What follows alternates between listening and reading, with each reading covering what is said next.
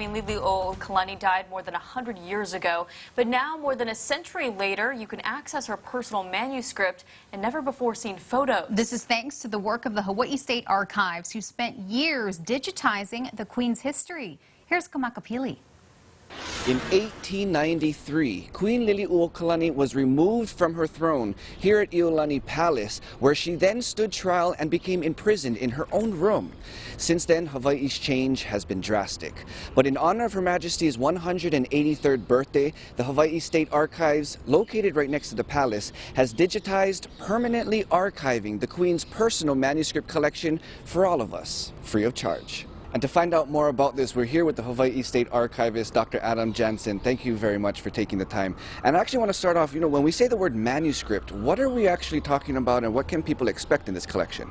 For us, we consider a manuscript collection to be kind of a catch-all for written materials. And as opposed to her records as the sovereign, these are the records of her as a person. So they're letters to Iolani, letters to her accountant, her diaries, newspaper clippings. So it's a large selection of written types of material that deal with her entire life. What are the challenges of then digitizing what you have in your archives to put it online and make available? Well, first off is the size.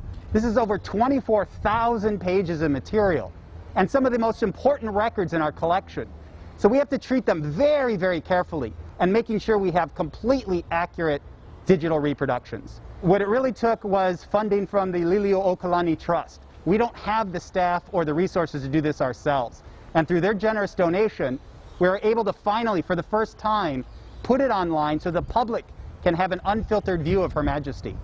Now it's online, available for the public. What is the impacts then? What can the community gain from this manuscript? They don't have to rely on somebody else to interpret Her Majesty for them.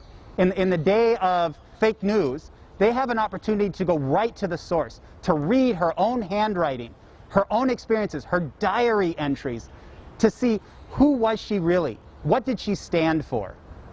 And as the archivist, going and having the opportunity to actually go through all of these pieces and material, what is the greatest thing you think we can learn from Queen Liliuokalani? What it means to be a leader. Not only was she queen, but throughout her entire life, she dedicated her time, her energies, her efforts to bettering her people, no matter where she was or what she was doing. This is the type of leader we need today. Just a few months before her passing in 1917, Queen Liliuokalani chose the Public Archives of Hawaii to deposit her materials with the intent of free access to the public. You can access the entire Queen's collection via the Digital Archives website. And in addition, Hawaii Ponu'i Coalition is honoring the Queen with Hawaiian History Month throughout September. For all the information, head to our website, khon2.com. Kamakapili with KHON2 News, working for Hawaii.